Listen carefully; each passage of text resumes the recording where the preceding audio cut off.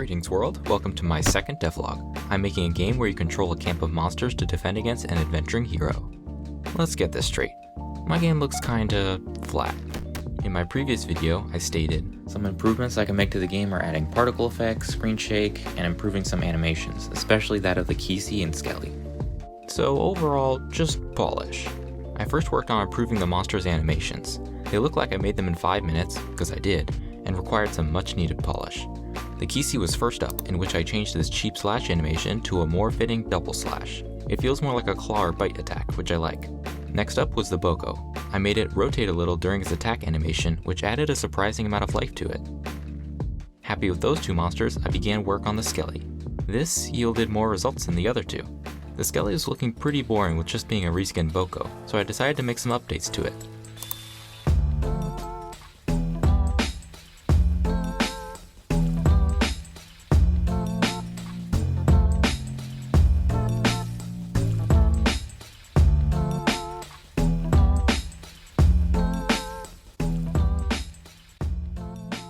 I switched out the Skelly's sword for a hammer and gave some weight to it by making the animation slower than the Boko's. This was already feeling more original, but then an idea struck in my head.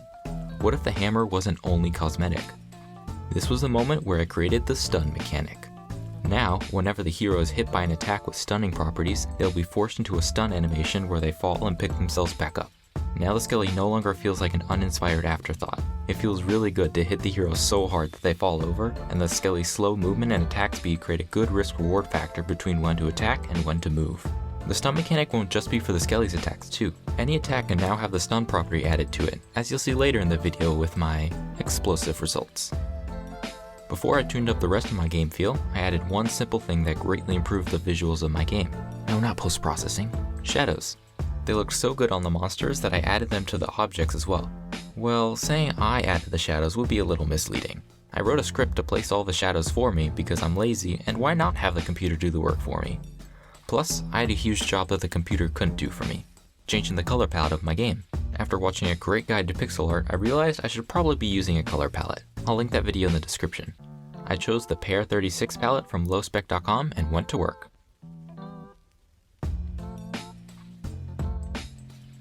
There we go, isn't that a lot better? The ground was looking a little flat as well, so I added some grass that will sway left to right. The shader I created to make the grass sway was edited from the idle shader for the creatures. I'm really happy with how it turned out, and I think it adds yet another small improvement to the game.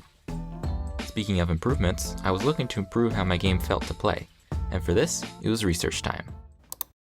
Hi, I'm Mark Brown, and this is Game Maker's Cookbook. The answer is add some screen shake because no. Boom, boom, boom. They have a more than linear effect on each other. So here's my results. Screen shake. For 2D games, use rotational and translational shaking. Freeze frame. Pause the game for a few milliseconds when characters are hit to add more effect. Flashing. Characters and hit points should flash white when hit to communicate the hit to players. Particle effects. Add particles to pretty much anything to liven it up and give some more feedback to the player. Now with all that added in, the game feels a lot more juicy. A famous game developer once said, "Every game is better with explosions." I stand by that statement because even though that quote might not be true, and that game developer might be me, explosions are fun. The big red explosive barrel is a classic in gaming, so I added it as the first interactable object in the game. It works pretty much like every explosive barrel. You hit it, it blows up. With some particle effects and screen shake, it was looking good, so I moved on to the placement system for these interactable objects. It's kind of annoying to place a new object into the scene and move it to the right place, so the script I wrote allows me to place an image of the object on the tile map. When the game starts, the image will be replaced with an actual interactable object. I think this made it a little too easy to place objects. Who can say explosions don't make games better?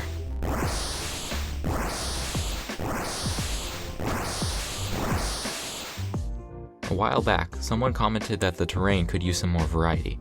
I agreed, so I added water. Water tiles are special because they can't be traversed over by grounded creatures, but they can be looked over.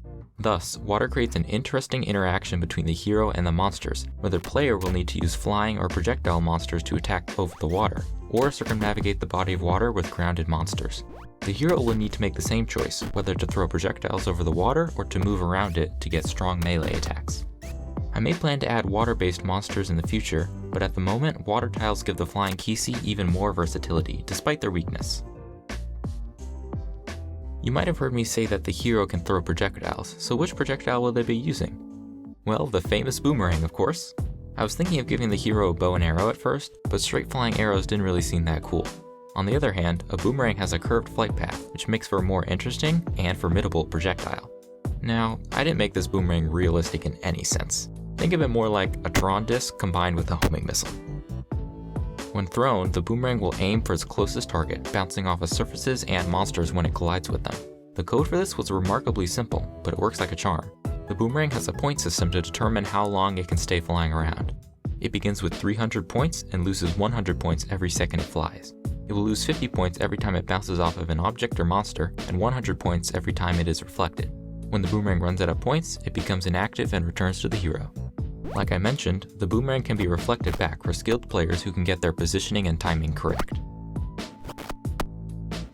With the boomerang ready for use, the hero needed to decide when to use their different attack options. For this, I went to the wonderful Game Maker's Toolkit for some help on design. Mark Brown states that good AI tells you what it's thinking. AI is predictable. In that case, let's add some grooves to this smooth-brained adventurer. I went about this with yet another point system, this one much more complicated though. So the hero has a selection of states they enter, such as throw boomerang or retreat. Each state then has a list of criteria that can or must be met to increase the amount of points they receive. For example, points would be added to the move toward monster state if the hero could navigate to a monster or if they were angered. After each state receives its amount of points, the AI then compares it with the total amount of points it could possibly get, thus calculating a percent of total points. Finally, the hero will choose the state with the highest percent of total points. The chosen state would be the most logical decision because more of its criteria would be filled than other choices. This is what makes the AI predictable. Not in the sense that you will know exactly what the hero will do, but that you can expect the hero to make similar choices in similar situations. As for the AI communicating what it is thinking, I made the hero show its emotions through a little sign above their head. At the moment, they have an angry sign for when they want to attack the monster that attacked them, and a scared sign for when they are retreating. The latter symbol doesn't look that great, so it's more of a placeholder for now. Next, I went to improve the monster switching mechanic. At the moment, it just has a queue of monsters, and every time you click the switch button, it goes down the queue. The problem with this method is that the player can't control which monster they'll switch to next. This really becomes an issue when, for example, you have a swarm of 5 Kisi to click through before you can get to the one Peepo you want to control. Overall, the queue method is uncontrollable and feels random to the player. It took some time to think of a better method, as there are only a few controls in the game, but I finally came up with something. Instead of switching through a queue, the monster will be switched to the one closest to your input direction. I did this through the magic of dot products. This handy function tells you how close the angle of 2 vectors are to one another. 2 of the same vectors will return 1, while 2 vectors 90 degrees apart will return 0. So in terms of my game, I just got the dot product of the input direction vector and the vector from the controlled monster to the switched monster. The game compares the input direction vector with each monster, trying to find the one with the dot product closest to 1. The dot product method works fairly well, but one thing is still holding it back. Usually the player will expect to switch to the closest monster to them, but the game will switch to the monster with the best dot product regardless of distance. To counteract this, I multiplied the dot product by how close each monster is to the controlled monster. Now, the dot product method strikes a good balance between intuitiveness and accuracy. I'm much happier with how this result turned out, and I think it removes one of the most tedious issues with the game.